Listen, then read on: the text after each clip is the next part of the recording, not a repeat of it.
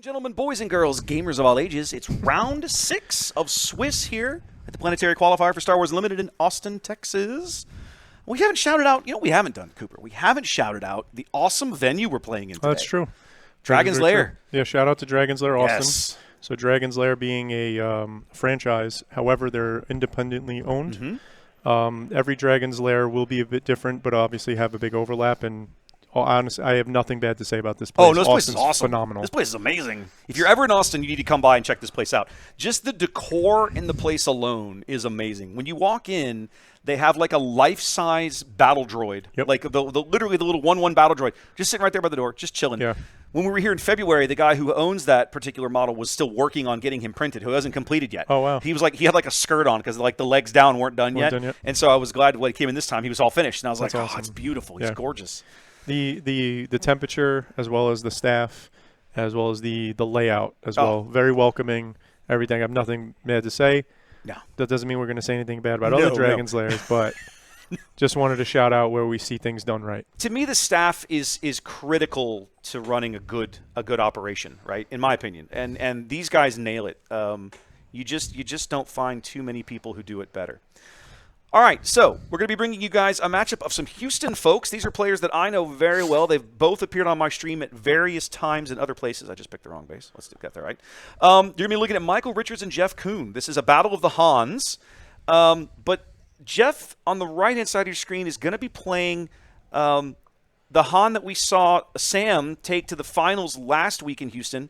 This is new Han from JTL and Lake Country. And I will be referring to that as Odd Han. So. I think that's very reasonable. Yeah.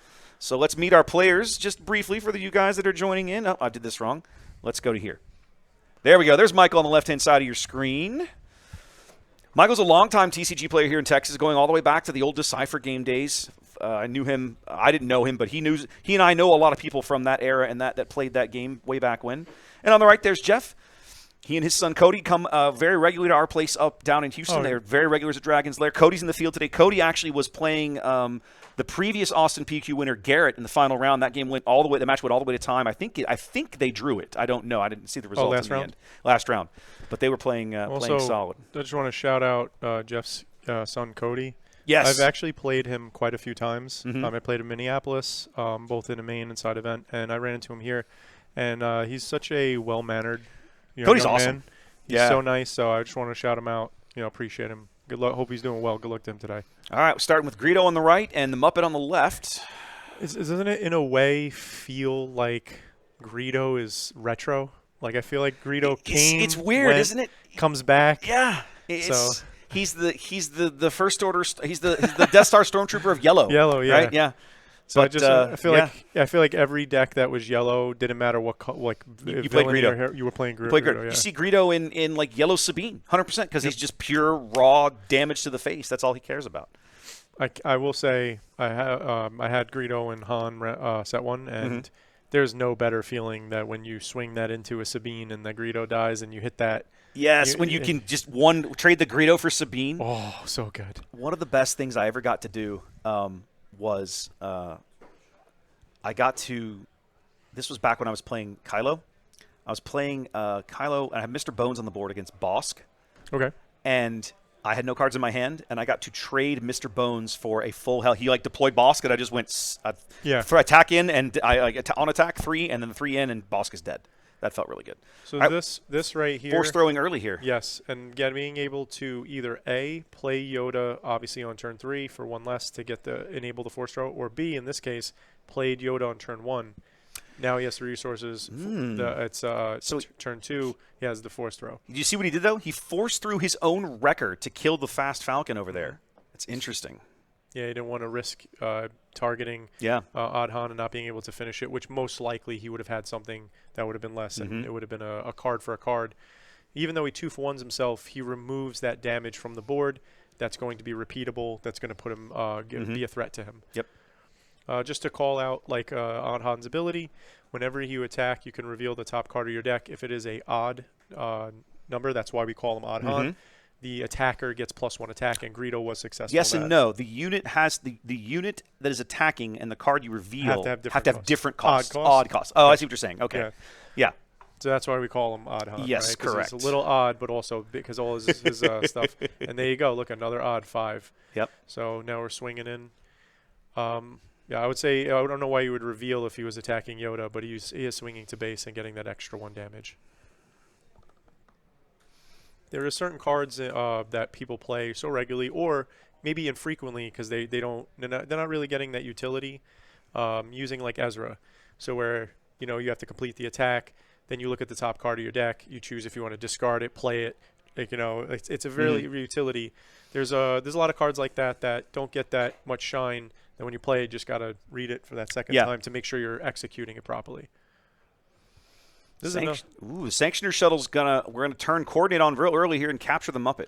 So now the Sanctioner Shuttle has been popping up in a lot of places. Oh, Vader abuses this card naturally, right? Yeah, for sure. Make a bunch of tokens, steal somebody. The three bud on it definitely makes a big difference. And stealing Yoda over, even though he was weaker over Cassian, stopping the restore. Stopping the restore. Yeah, stopping the restore. Really big deal. I mean, Michael's already healed 4 HP, right? And then when you kill Yoda, he's going to draw a card. Right. So now we get rid of that off the board, stop the restore train, and stop him from drawing a card. Yep. Now, Michael was playing Han Blue last week in Houston as well. I'm trying to remember. Yes, but his version, we saw Baldeep earlier playing a similar deck, like same leader color pairing. Sure. But if I remember correctly from last week, and I haven't looked at deck lists today, so this is just me speculating. They were definitely playing not the same list. Like they had very different cards in that list for different situations. I do know that with Baldeep that I did not see kind of staple cards from Han Red, the Red Han. One of which is Rebellious Hammerhead. I didn't see that in his deck at all. And I didn't see Force Throws. Yeah. We did see the Jam Communications in this version that was Sam was playing last week, and here he gets a Force Throw. That's a nice pull. And Jam Communications, the utility that Yellow gets is endless, right? Yeah, Yellow Hero's so silly. Yeah, so Jam Communications is just another one of those cards that just fits right into a cheap slot that will get the danger out of the hand. Yeah. Okay, bringing in a beefy Falcon here on the right, or what could be. Now, the other thing about this Han on the right-hand side of your board wants to deploy as a pilot, and when he does so, he's able to ready resources equal to the number of odd cost units you have on the board, I believe, something like that. That you haven't played. Your opponents don't matter, but you do. I actually think this is weird, but I think that this Odd Han was what the intent for Boba always was. Mm-hmm. Where you have a restrictor to manipulate your resources a little bit. You can set up a big turn, but it's not so consistent that every game you do it. Right. So flipping into as a pilot now is going to give the bonus, obviously, to the Falcon, and the Falcon still allows them to put a second pilot on it. Yep. That's a 7/7 Falcon at the moment. No, 7/8 Falcon at the moment, excuse me. Jeff has the right to ready that resource that he has spent over there, but he's apparently not going to take it. He can because the Falcon costs 3, so he could ready 1. Yeah, and the Sanctioner Shuttle also costs 3. So. Oh, does it? Oh, yeah, sorry. It costs 3. For some reason, I thought it cost 2. I can put it up if we want. I think you're right, though. I'm pretty sure it does cost 3. It's funny how you know it and then until you don't. Yep, it is 3. You're right. So technically, he could have ready, but apparently he didn't have anything else to play or anything else he wanted to play. So he went ahead and took initiative there. Everything of Michael's already tapped.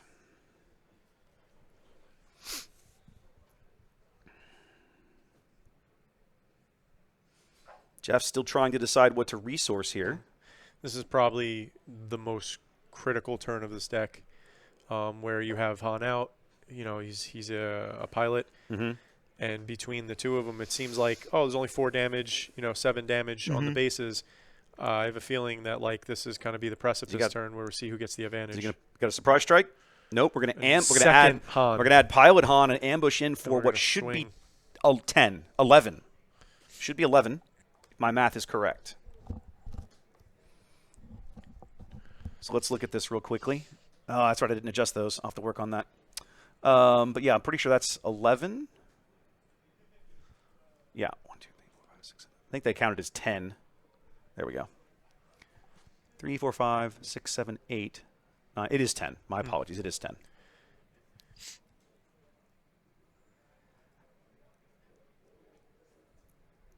Bobby wants to know if that's Coop on Color Commentary. What's going on, Bobby? Shout out to Mike Gem. Shout out to KTOD. Every time I'm at any event and I run into Mike, he's so cordial and respectful and nice, and I always have a good conversation with him. So shout out to you, buddy. All right, so we're waiting. I'm just going to wait until Jeff finishes. They piled a whole bunch of damage in here from the ground arena. I'm just going to wait till he gets the tokens right, and then I'll catch the stream up, catch the overlays up. And then obviously Jeff has already claimed and he's waiting. So yeah. Michael has free reign to pretty calculate much the damage and push. I'm a little curious to see Jeff trying to race here. Okay, so he's got 13 on. He's showing 13 on. I guess that's correct. So that means he's at 21 remaining. There's the confiscation onto the leader Han. Okay, so it's about a question of which Han we're getting rid of. Yeah. Okay.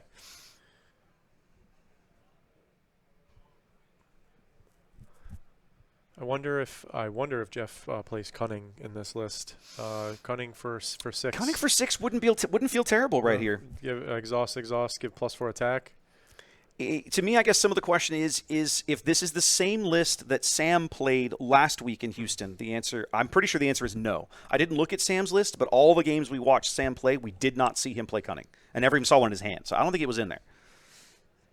But already this deck is playing a little differently than we saw Sam play it. Sam would almost always either hard mulligan 4 or just always seem to have bloody C-3PO, right? 3PO was the friggin' all-star in his games. So what does he call, like 3? No, he just, with 3PO, and you combine him with Han, and you're always constantly able to look and then you always call the correct number to draw with 3PO. So it was this beautiful draw engine. He was always adding cards to his hand. So he was constantly playing all these pilots. He was vomiting out 2 cards a turn on the regular, but constantly refilling his hand. Tant even space. So this is not really the answer he needs here. It's not, and this is I want to just say, like, Tantive originally, when Django was still legal, was such a great card to be an answer. And then it has like that awkward kind of Power of the Dark Side armor where you make another little guy. Yeah. And I can't tell you how many games it doesn't matter what I'm playing where it's relevant. Either that extra 2 from the attack from the tie, the X-Wing gets you that extra 2 damage to kill something more. Now you have extra action economy. It's just really, really powerful. But as you said, in this situation, Han's going guns blazing on ground, and all we're doing is stopping that rebellious hammerhead. Jeff started this game 4 HP up. He's going to need every last scrap of it because he is just absolutely, completely seeded the ground arena here, and he's getting just wrecked. He's taking 6 more here from Cassian and Han. Now the question is can he lose in 1 action? I don't believe so. If my math is correct, and I've updated the overlay, what I believe is, 25 on, so he's got 9 health remaining. I don't believe he can lose in a single action. In fact, I think it's going to take at least 3 unless Michael's got a pump that I can't think of. And then on the flip side to it, Jeff only needs 2 to finish the game. Right. So Michael needs to have an answer here. He's going to open fire something. Okay, and then smash, and probably smash, trade. And get rid of the Tantive at least. That's exactly what he does. Yep.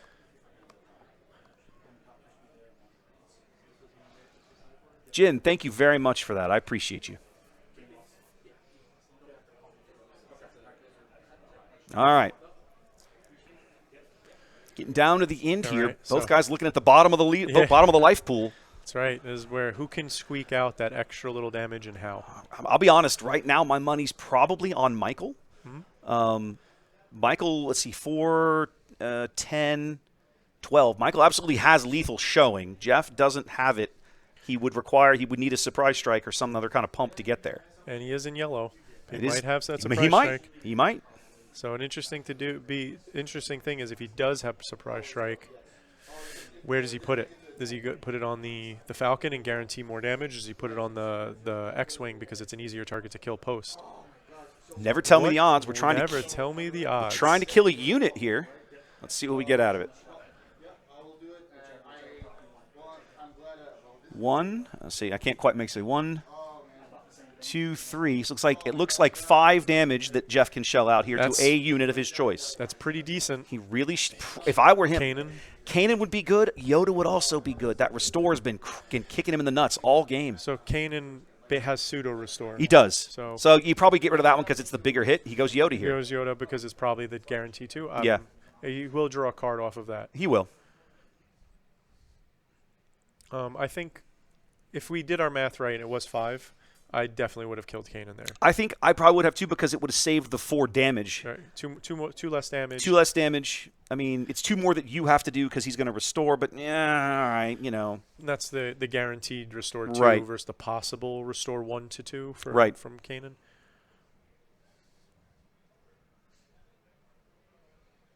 One thing has been impressive if you look at Jeff. Jeff is very focused. He's like, I feel like he's running the math in his head. Oh yeah. Oh, that's how he always looks. One of my favorite games favorite matches I ever got to stream was this was earlier this year. Yeah, back in February. So the day after we did the Austin PQ here, back in mid-February. Oh, he's got another one. 1, 2, 3 out of his deck. So I believe that's 2 odd for him. And it looks 3. like 4 because Chewy's a 9 or an 8. Yeah, he's going to clear Cassian. Yep. Okay. But the day after that I did the PQ here in Austin, we did a showdown back in Houston, back in mid-February, and Jeff and Cody, father and son, played together. Yeah. I think in the top 4 of the showdown. It was a fun match to cast. That's fun. It was fun. That sounds fun. It was entertaining. 3 more. All right, so now Jeff down to 2. Now the question is can Jeff close it? I mean, he has to claim here. He can't. Like, this is the penalty for playing defensively in this situation is that I don't think he's going to be able to close the game out. He's about to swing for 3, 4, 5, 6, 7 because we get 1 and 8 lay off. So it's 7 more, which puts him 1, 2, at 3, 5. 4, 5, 6, 7. 4. Michael should have 4 left. He should have 20. Well, there's the claim. Oh, he restored with Yoda, didn't he? Yes. Okay, that's the difference. And this is. Oh no, there it is. He's got 20. Yeah, but if Michael claims, that's game 1. Yeah, as soon as Michael claims, the game's over. Yeah, sequencing there just didn't work out for Jeff. He trying to clear the board in time. I didn't know if that last card, if he had, was a surprise strike. I feel like if he'd have had that, I would have led with that put Michael under tremendous pressure. Yeah, that's one of the first things you want to do a lot of the time, right? If you have that surprise strike, you have ready units, you're gonna go right away. Yeah. Stop their opponent from disrupting it, but also guaranteeing that damage and then putting them on that clock. You overextend, you have like 1 to 2 health left. I'm going to finish you off. Yep, for sure. All right, guys. Quick ad roll. We'll be back in about 2 minutes or so while these guys do some sideboardy shenanigans. See you in a minute. Welcome in, everyone. Thanks for being here. One of the most common questions I get is, how can I support what you're doing with live event coverage of Star Wars Unlimited? Luckily, there are lots of ways, and not all of them actually cost anything. For starters, if you're tuned in on YouTube, throw the live stream a like and subscribe to the channel. A couple of simple clicks, and you'll have helped YouTube's algorithm put more of my Star Wars Unlimited content in front of people who might be interested. If you're tuned in on Twitch, simply throw me a follow. Both of these things won't cost you a cent and actually help a lot more than you think. If you're an Amazon Prime member, you might be able to support me on Twitch with only a few clicks. Once you've linked your Amazon account to Twitch, check the QR code on the screen for help doing that. You can use your Prime subscription to me on Twitch.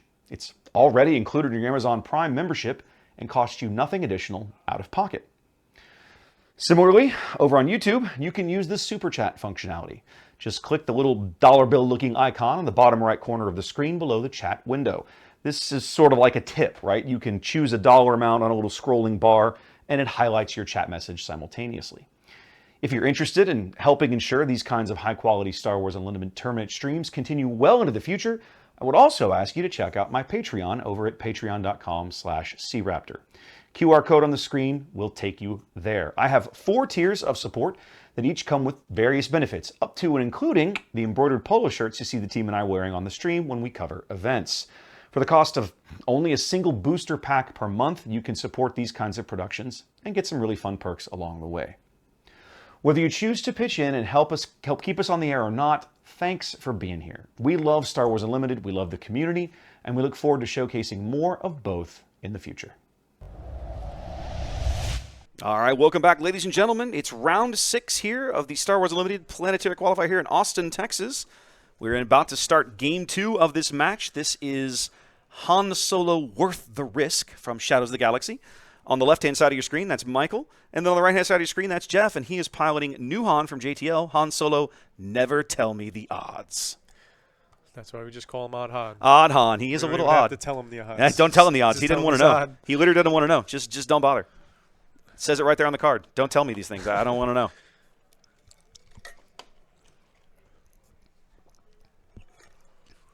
I got to do a better job keeping up with the water today. The turn 1 play we know from Odd Han is the Greedo.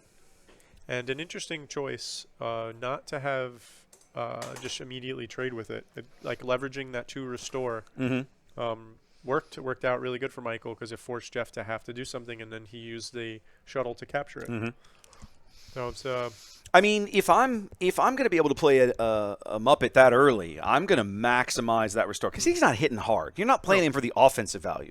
You're playing him because of the swing that he generates. Absolutely. That I'm putting a little bit of damage to you, but I'm healing back the little bit of damage you're doing to me. So that's over 2 or 3 attacks. I end up way ahead. Yeah, it's +2, -2, meaning like +2 damage. Exactly. To you, it's a 4 difference swing right there. Yeah. So it is something that I, as somebody who's played, every type of deck, Yoda specifically. Michael have double redemption in there? Ouch. In his hand? I think he has at least one. I thought I seen a double entrenched. In his hand. Ooh, that's even worse for Jeff. It looks like you're right. Entrenched, double redemption, Cassian, and I can't make out the last card. Oof, that's a rough way to start the game. That is Phantom. Phantom Deuce. Now that's a good early play. Depending, Jeff does have, again, it's a question of how. I haven't looked at his deck list, so I don't know what he's playing. Is this in my head, or does Michael have 5 cards in his hand? He does because he's already got 1 resource placed on the board. He's like, I already know what I'm doing. Yeah. He's like, this one's 100% here. The rest of them I'm trying to figure out. One of the ways that we saw, again, Sam, the version that Sam was playing last weekend in Houston of this Han Lake Country was he had a lot of cheap units in it. He had the Wolfpack escorts. He had the little cartel turncoats from set 2. He's playing them in this. Okay, good. So, I mean, that's the kind of unit, like, if I'm Michael, that Phantom looks really attractive, but if you know that he's going to have a little 1-drop to throw into it, maybe not. Maybe not, yeah. I agree with that. And that's where like, the initiative games come into play. Yeah. I don't think that it's so prevalent yet. What I mean by yet is, like, certain times when we play Quinlan or even CAD, you pass. Yeah. Right, turn 1. So I don't think the mind games are quite there yet, but this is an interesting thing. Like, if he plays the 1-3 and then the Phantom comes into play with Han's ability, which we're going to see it play out real time. No, he went with Cassian. He's going to go with Cassian. A little bit of value there for the extra health. So if you put the Phantom into play, it becomes big, but anything can kill it, right? And if he plays 2 1s, he then kills it and then gains advantage. So it's interesting to see. Going to Cassian, it's basically a 2-cost 3/3. Like I said, your 3s are your 2s. So being able to play it on turn 1 with Han, it's as if you played a Battlefield Marine. Jeff opting to take advantage rather than to play what he might have at a second 1-drop. I can't really tell, but opting to take initiative rather than flood the board quite yet. See how early it is before he activate. Yep, activate Han right away. I mean, I would. Get the look. It's the 3. He's going to get 2 to base. 2 to base. Take 3 back. And Jeff already put it on his base. Yep. Preemptively Knew that was coming. Then he goes Falcon. Beefy Falcon. After that, we got that Phantom coming into play. But I think he's just going to play it. He's not going to put he's not going to damage it for the grid. He's like, nope, I'm just going to put this out here so I can kill this stinking Y-wing. And then by doing that, if Jeff attacks into it with the Falcon and it lives, now he has a way to either open fire, daring raid, pick a lot of different ways he can off it. Yep. Yeah, for sure. I'm curious to see if Jeff pilots it immediately to get it out of that open fire range and create a bigger threat. It would be a good opportunity if he had the new Han out of JTL that would allow it to get that first strike. Yep, play it, swing it. I would probably do that. Instead, we're just going to go straight attack and clear it off the board. Yeah, the built-in shoot first that Han puts on the Falcon. That is such a strong ability. Very strong. Such a strong, especially. There's not a single bad Falcon in the game. No, you're 100%. They all have a use. It just depends on which deck you're playing. And they're not subpar stats for their drop. Not a one of them. Yeah, they're almost all slightly above curve. I would argue. And then of course, like, you gotta love cards that do more than one thing, right? Like Han being able to attack, give it first strike, like, very good. All right, we're gonna cheat out what looks like Obi-Wan's Aether Sprite. A good pull here for Michael. Yeah, Jeff is definitely going to give that a quick read to make sure to understand exactly. That is a great card. Yeah. He can kill the Falcon just for playing it. And then it has 2 health left, 3 health It has left? It has 2 health left. It comes to 4/5 that can ping itself. Of course, it's meant to combo with the OB leader Heal it. that would allow you to heal it. Also a great card in Rose, right? If you bother to play Rose. I have played Rose in Limited, but in Limited she's a monster. She's so good. In built in constructed she has a following. I am not on that list. I could be wrong, but I think that now the Aether Sprite kills the Falcon on the attack. It deals 1 to itself. It is a 4/6. Chat was saying it's a 4/6. Okay, so it deals 1 to itself, and then 2 to the Falcon, who's at 5, and then the 4. So now, if he would have attacked the Falcon into the Aether Sprite, the Falcon would have lived and the Sprite would have died. By not doing that, he could have just killed it right there and gotten it off the board. And by not doing that, now this turn, if the Aether Sprite attacks first, it will kill the Falcon. It will kill the Falcon. It'll be a trade. So this is one of those times where it's like that tempo play, racing going to base versus controlling the board. And I actually think he should have controlled the board there to not lose the Falcon to the Aether Sprite on the attack. It's one of the things that I think if I had Jeff seems very focused on base damage, right? Yeah. Whereas I think you're right, especially with it. If I'm focused on playing any kind of space units, and this is already a second Falcon we've seen go by, then getting a high value target like that off the board is a good trade for you as quickly as possible. And yeah, I think that might have been a bit of a mistake there to leave that around. I'm also curious, what did Jeff play for 1 resource? What do you mean where? Oh, here I think he just he was paying for Falcon. Paying to keep the Falcon in play, and now he's going to back it up. Did Jeff have initiative? I thought he did. No, Michael had initiative. Got it. Michael had initiative there, and came in and cleaned out the Falcon straight away. Yeah, I definitely think that at the end of the last turn, he should have cleared out the Sprite. Now he's going to flip. So now we're gonna deploy. I think he's got another confiscate. Okay, so he's gonna ready everything up, or he's gonna ready 3 of them up. Nice. Should be only 2, I think. Is it cards or units? I thought it was units. Let's double check. Friendly or upgrade, so he counts for himself. He literally counts himself. Yeah, literally counts himself. Okay, that's good to know. So here's the other crazy thing with Poe, right? Poe being the utility knife that he is, right? Like the Swiss Army knife. Again, now he attacks, he can discard and kill Han. He absolutely can. And again, we're seeing Jeff just kind of completely surrender the ground arena. This is something that we did see kind of come out of Sam's version of this deck last week. All right, so that's a 6 hit from the Falcon in space. I cannot make out what that's a Han. Oh, that's right. He deployed his leader. Mm-hmm. Okay, so that's 3. Right, and then Jeff going to claim here rather than swing in with the Y-Wing. He wants to get one more attack off with the big Falcon before he loses his leader to Poe, I'm guessing. Yeah, and if you look at the difference in damage, it's double. Yeah. More than double. Do me a favor. Keep that up here. There you go. Right there? Yeah, just kind of point it at your mouth. You'll be trying to keep the volume levels approximately. Gotcha. Yeah, that's much better. Sorry about that. No, you're good. All right, what do we got, Jeff? Start with a Plo to clean there. You okay? Yeah, that'll take care of that. That's a great play. That's a great play right there. That claim was fantastic. That's a great trade. Takes the upgrade removal threat off the board. Forces Michael to have either a confiscate or something if he wants to clean them out. Answer. Yep. And now that we could kind of see Michael's hand, he's got Wrecker. He's got a Kanan. I think an Open Fire, and I couldn't see the last card. Okay. The Open Fire isn't quite good enough to clean out the Y-Wing.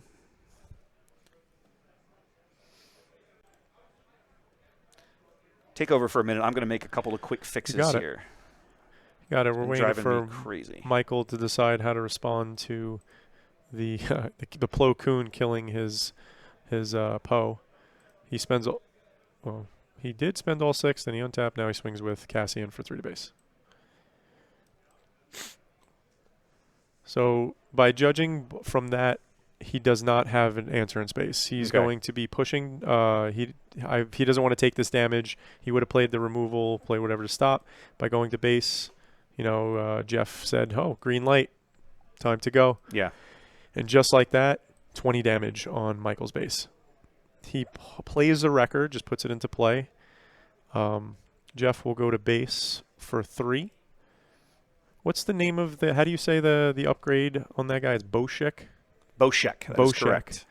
So Boshek, it's only 2 attack with him. Yeah, that thing's a 3/5. You play Boshek in this deck because he lets you the discard. Well, it's not a discard. When you play him, he has this weird thing where you look. Are they discarded? You look at the top cards. Discard. You're right. But if they cost odd, then you draw them instead. Yeah, we call it odd Han, right? Exactly right. I mean, Boshek comes in the Han starter for a reason. Literally in the starter deck for a reason.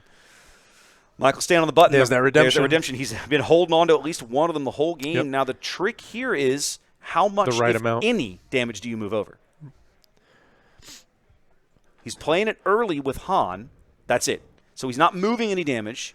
He's cheating it out with his leader ability for 7. So one thing I'm always interested, intrigued by is how people, when they play redemption, what's the math that they move over. Mm-hmm. So by him moving, he hasn't resolved it yet, but by him moving 2 over, if Jeff has a waylay, he loses. That's true. So he's tapped out. Jeff waylays it. He has literally the exact amount. The better thing to do is either go over, meaning 1 over what's in play, so you have to have both. He is moving some damage onto it now. Moving damage more because he knows that if it gets removed from the equation, he loses. So he's moving 4 over. So he took 2 when he played it with the ability. He moved 4 over, so it has 3 health remaining. Now, that's a key number because Jeff can still trade the Y-Wing into it and clear it. But a surprise strike will not win Jeff the game this round. He'll need more than that.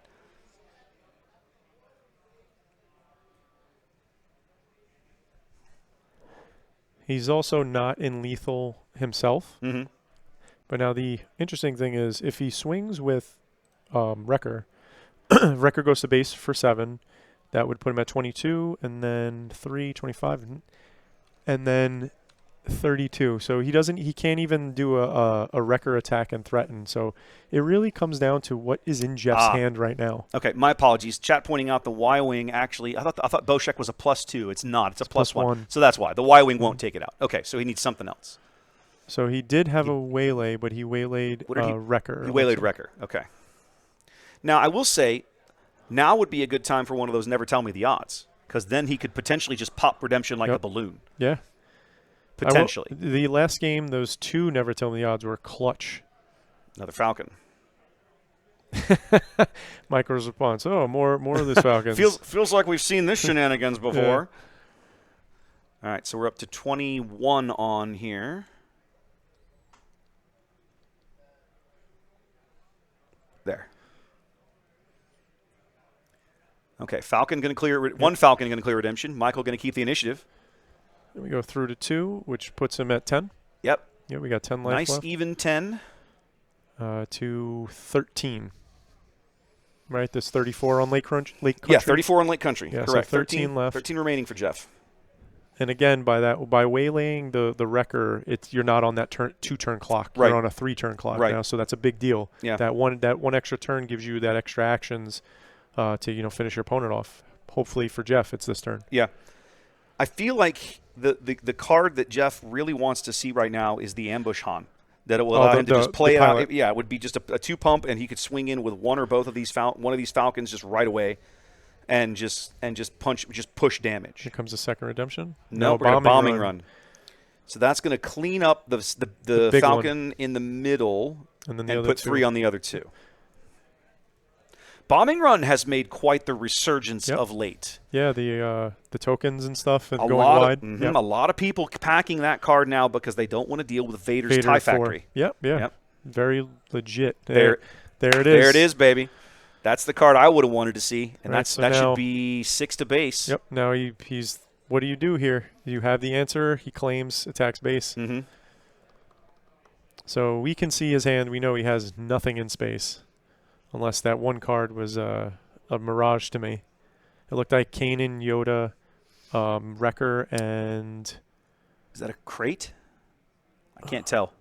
It's some other red unit. Yeah. Not a space unit. No, I don't believe so.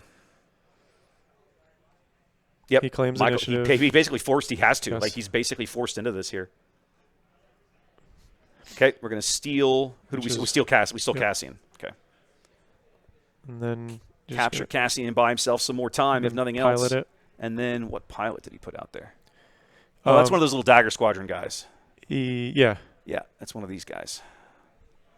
Threw a pilot on it, so Literally. now he's got lethal several different ways. Michael doesn't have it, and we're going to game 3. Oh, sorry, going to game 3. Yep. This back and forth is pretty interesting. It's really hard to predict how the Falcons, because of the different pilots and different values. So if you have this Falcon versus the other Falcon, like the piece of junk versus, Lando's Pride versus this Falcon, having the different pilots, that one extra health sometimes really does matter. Yeah. Having that one extra health means you live after the attack and you get to do damage or get more value. So it's a really hard to predict the exact sequence of events that will transpire, because the redundancy in Odd Han isn't like mirror redundancy. They're different. They're right. So we want to play a space unit. They're both Falcon, slightly different abilities and stuff. So it's interesting to see, and then also interesting to see Young Han here with how he's cheating out units, trying to stand in his way or overcome him. It's like this joust back and forth. Yeah. Chess match. It's a great matchup. We saw this matchup. I'm trying to think. We saw a couple of Han battles last weekend in Houston. I'm trying to remember. I wish I had my show notes with me, but I feel like we saw a similar match to this, but it might have been Han in green. There were a lot of this Han in the field last weekend in Houston. He was our most played leader last week. And it's I know Sam played. We casted Sam play in a matchup similar to this at least once somewhere along the way, but I just don't remember which Han it was. In fact, you know what? I do. It was a Han Blue, but I'm pretty sure it was. I think it was Baldeep's version of Han Blue that we saw Sam play. I don't recall precisely anymore. Well, this version, piloted by Jeff, I feel like between the two games, I still don't know what's in it. Yeah. Like, I've seen some cards, a little overlap, but, like, I feel like I've seen some new cards in this Sam one. Did play difference. Michael. Okay, thank you. Chat reminding me that Sam did. So Michael has actually played this matchup. We watched Michael play this matchup last week on stream. Okay. Just not Jeff. Different pilot, right? Yeah. And for all we know, Jeff's put his own flavor. I have no idea. I haven't run the comparison. I haven't looked at deck lists. I don't look at deck lists during the event because as a caster, that's not information that we're supposed to have, in the sense of we might accidentally talk about something we're not supposed to talk about, so I don't look. Also, then there's if somebody's stream sniping and texting their buddy, oh, he's got so-and-so in his hand, or he's going to play so-and-so. Exactly right. So, all right, Michael's still got to make another resource decision here, and then we'll be underway in Game 3 here, Round 6. Both these guys 4-1, looking for that big 5th win. 5 wins will more or less quote-unquote guarantee them a top 8 spot. Jeff was funny. He stopped me right before they posted pairings this round, and he's like, could I get into top 8? Should I try and draw this next round? I was like, you don't want to do that. He's really? I said, get your 5th win, then worry about it. I said, you could probably, if you go 5-1, you can probably draw the last round. I said, if you go 4-1-1, you probably have to play your 7th round to win. The interesting thing is that because of how the points work, if you are 4-1 and 2, 7 rounds, so you'd be 4-1 and 2. You'd have 14 points. You'll be better than the 4 and 3s. Threes. Right. And then but not as good as the 5 and 2s. And that's the problem. That's the problem. Yeah. The problem is you can't get ahead of the 5 and 2s, right. and that's where you need to be. Going to use Han here just to cheat and look at the top card of his deck, as Michael's going to cheat out a Muppet here.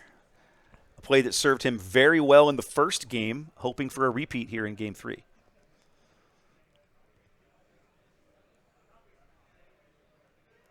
Jeff had no turn 1 play? Oh, here it is. So okay. he did that that's why. He does finally see the see. 3PO, so he can draw it. There we go.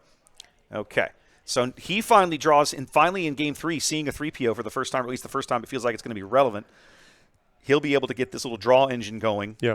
And the other thing is that Yoda can't kill it in one shot, so we know that he potentially can draw 2 more cards unless Michael reacts and plays something specific to eliminate the C-3PO. Yeah, he's going to need something there. Yep.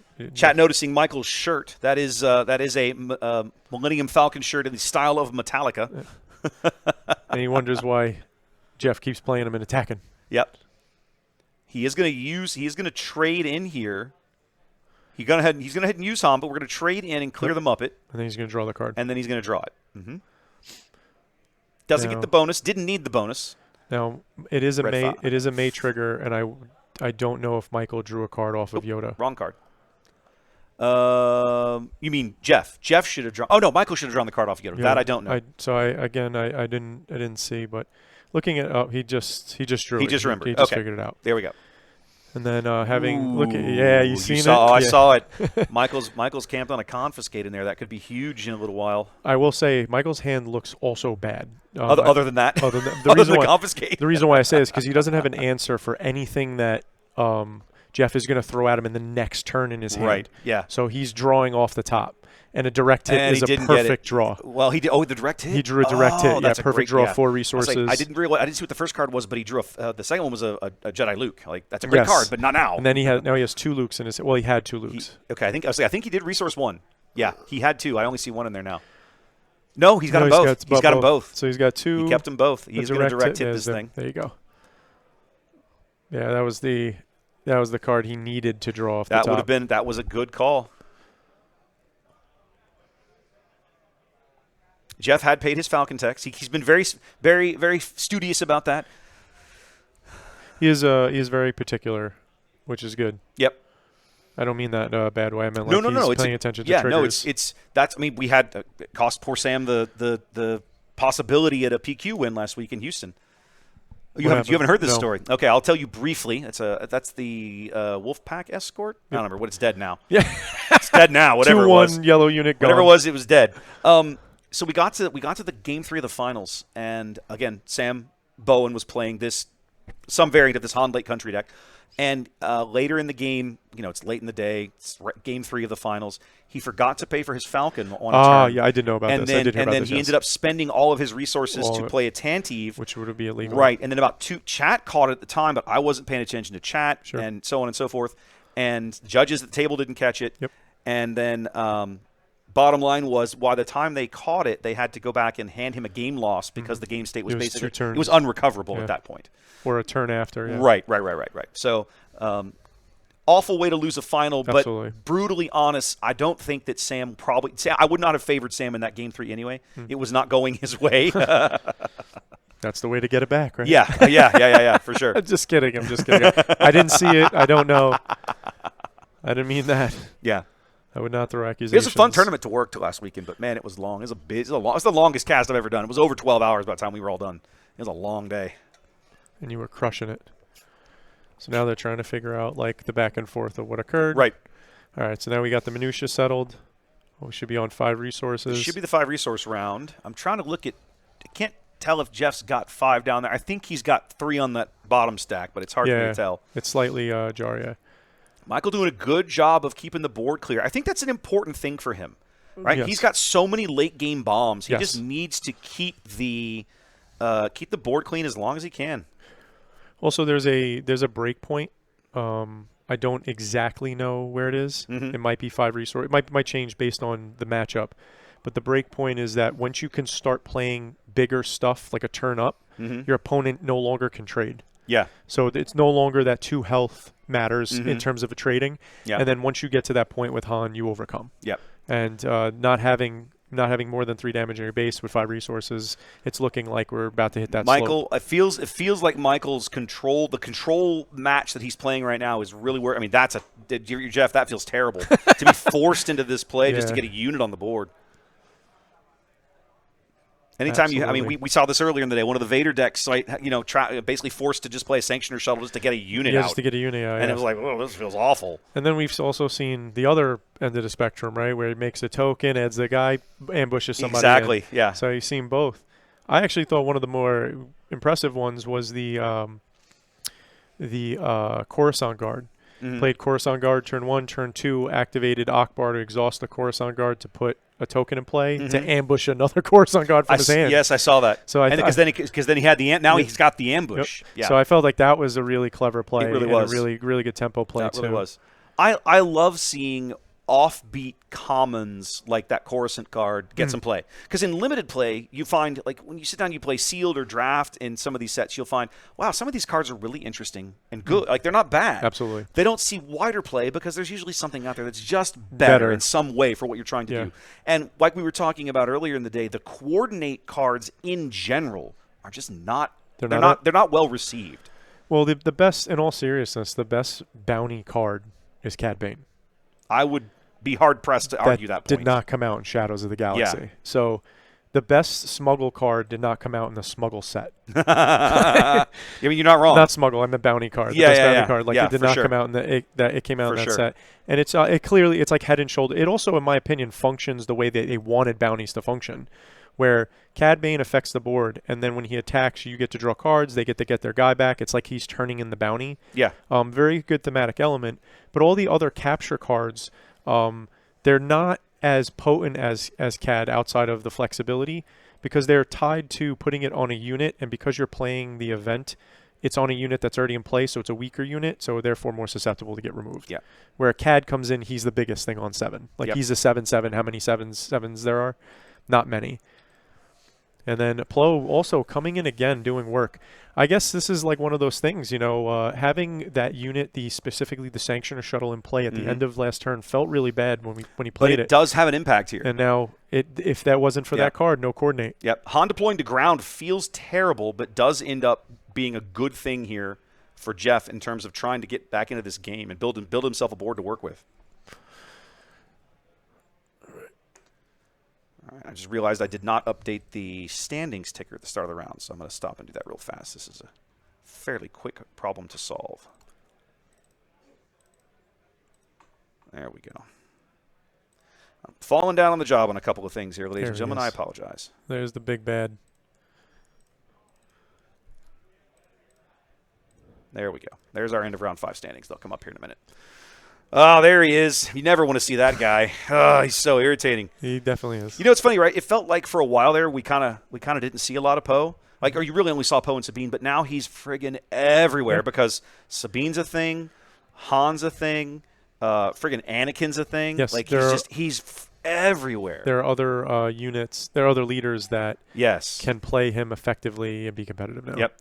Greedo's going to come out and keep that coordinate turned on for Plo. So at a worst, Jeff might be able to trade in depending on – I think Michael just took – did Michael take initiative there? Yes. Okay, yeah. Then no, he's not going to get that opportunity because Poe could go base and then murder Greedo. Or kill Poe and Greedo. Yeah. Or kill Han and Greedo. Right.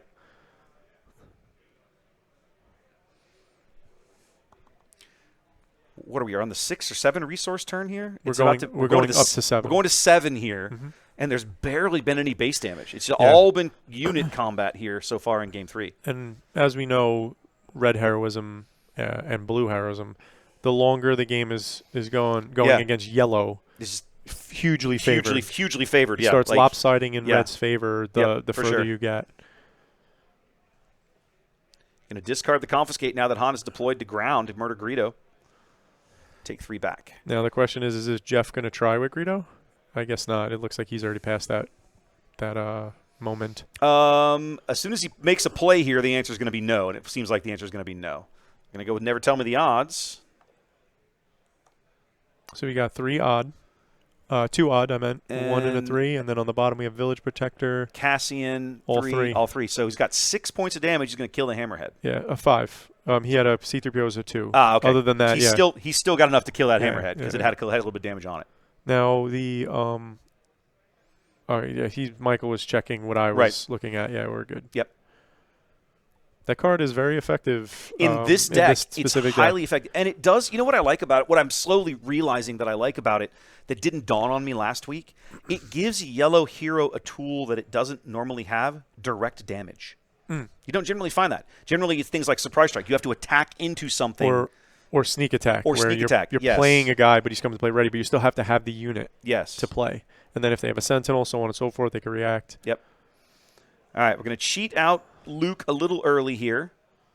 That way we can force throw after following up there. So it's going to be Boshek. So we've got a couple of points of damage. And that's going to clear Han, because Han was a -6, and then now that knocks him off the board. Jeff out of cards, only the Sanctioner shuttle on the board. Michael feels like maybe he's turned the corner here, I think. 2 big, beefy units in the ground arena.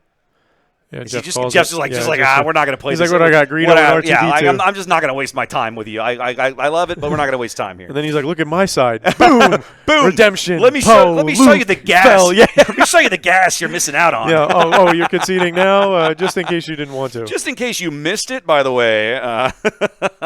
Yeah, this was a very interesting back and forth. I definitely don't feel like at any point that it was like lost to either of these players. No, I don't think so. I think Michael either drew into the right cards in that game 3 or maybe changed tactics or whatever, but just working those first 4 to 5 rounds to keep the board as empty as possible until he started drawing into his top end stuff. Absolutely. was the key, right? And that direct hit could not have been better timed. Perfect. Like, beautiful timing. Because you're right, his hand was junk, he had nothing. Yeah.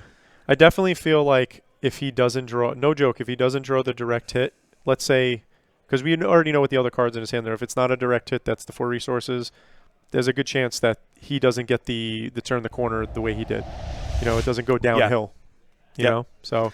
Yep. Great match from both players. Michael's going to move to 5-1 here. Looks like he's right on the cusp of making his second top 8 at a PQ here in Austin. Yep. We'll see what happens next round. I'm not calling anything yet. Now, Jeff's going to go to 4-2. That means he will end up, he's not going to get his ID. He was so excited about possibly drawing, but he didn't get his win that round. So if he still has his shot. He could potentially win his 5th win in next round, and that might also put him in as well. Yeah.